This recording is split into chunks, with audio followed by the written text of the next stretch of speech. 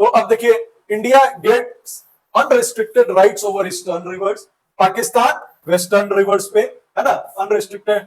India allowed non consumptive usage, है ना, usages like hydro power, irrigation, navigation. अब boat चलाना है उस पे, अपने पार्ट, पाकिस्तान वाले पार्ट में नहीं, इंडस रिवर जो इंडिया में, उस पे नेविगेशन करना है, एक जगह से दूसरे जगह जाना है इंडिया में, so that can be done, navigation आप कर सकते हैं, है ना। so these are permitted to India even if it comes under the exclusive usage by Pakistan, ठीक है। ये जो इंडस वाटर ट्रीटी है, इसमें there are 12 articles and 8 annexures, है ना। इस ट्रीटी में there are 12 guiding principle in form of articles and 8 annexures, मतलब उसमें लिस्ट इंक्लूड किया हो गया to be read with certain articles, है ना। अब देखिए, इसी का एक आउटकम हुआ कि permanent Indus commission PIC was form. आखिर इस ट्रीटी को वैलिड होना है, इस ट्रीटी को इंप्लीमेंट करना है। So the two countries through which the river flows need to coordinate with each other. मान लीजिए कि कोई डिस्प्यूट होता है, कुछ डेटा शेयरिंग करना है, तो how do you do that? So that is why a permanent Indus commission was formed and a commissioner from India is appointed and a commissioner from Pakistan is appointed, है ना। तो दो कमिश्नर्स होते हैं इसमें, one from the Indian side, one from the Pakistani side, ठीक है, permanent. So who is the incumbent Indus, permanent Indus commissioner from India, कौन है? Is an important question. His name is Pradeep Kumar Saxena.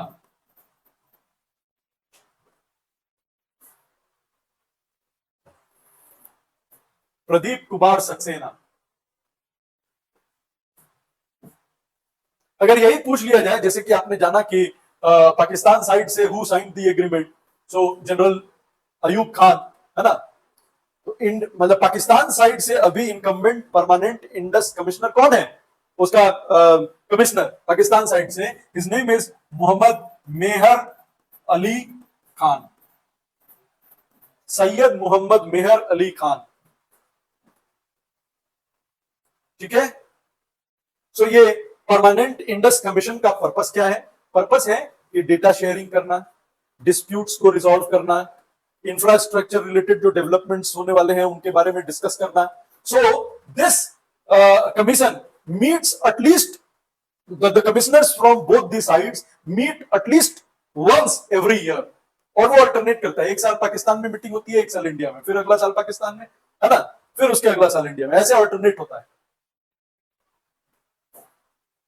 Got this?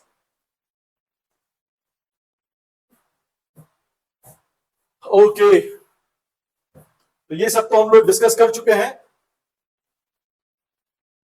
एक temporary agreement हुआ था in the year 1948 which failed.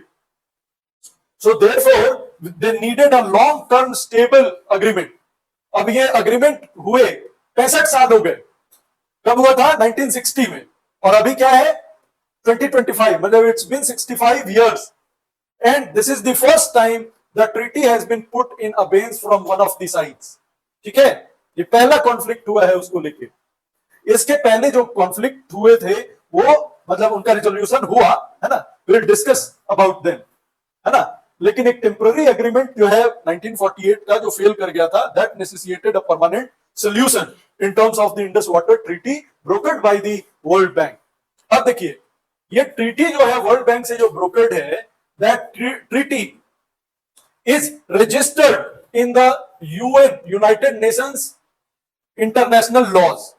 So both are signatories to it, है ना। United Nations में इसका registration हुआ है, so is registered with United Nations under international law, ठीक है।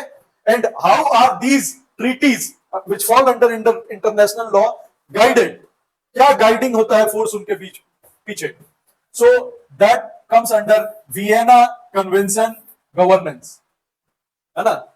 वियना कन्वेंशन से ये गाइड होता है, the international laws of treaties, है ना। So that is governed by Vienna Convention of the Law of Treaties 1969. तो ये तो ट्रीटी ही बना 1969 में, है ना। So ये 1969 में ये लोग, या उसके बाद रजिस्टर किए, The treaty itself was formed in the year 1960 itself. ठीक है?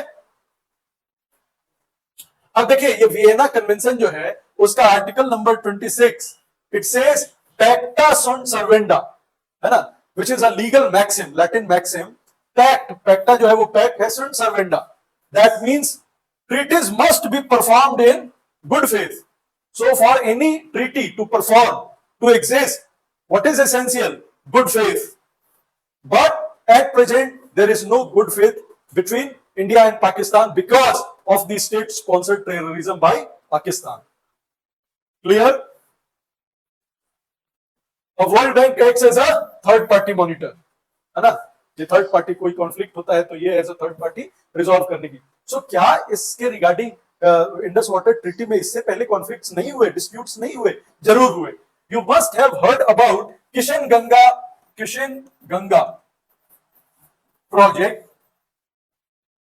Kishan Ganga project, which is a hydroelectric power project on the river Chenab river पे इंडिया को क्या है? पाकिस्तान को एक्सक्लूसिव यूज का एक्सेस है, लेकिन इंडिया को non consumptive use. So non consumptive use में क्या है? They can construct a hydropower project.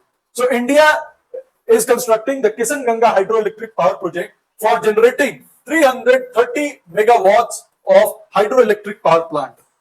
ठीक है? समझ में आया? The other was, now this was disputed by Pakistan. उसको लगा कि India is doing something, but इसको we'll discuss it. The other project is Ratle project, which India is doing on the river Jhelum. This is regarding generation of close to 800 megawatts of hydroelectric power project. तो ये दोनों जो है वो हुए.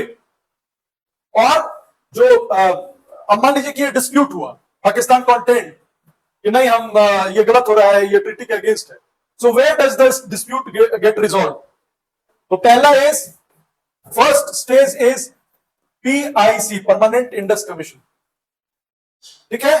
दूसरा, अगर यहां पे ये रिजॉल्व नहीं हुआ तो न्यूट्रल पार्टी जैसे वर्ल्ड बैंक, उसके पास ये लोग जाएंगे. अगर यहां पे भी नहीं हो रहा है तो थर्ड, आर्बिट्रेशन में they might even go to ICJ, है ना?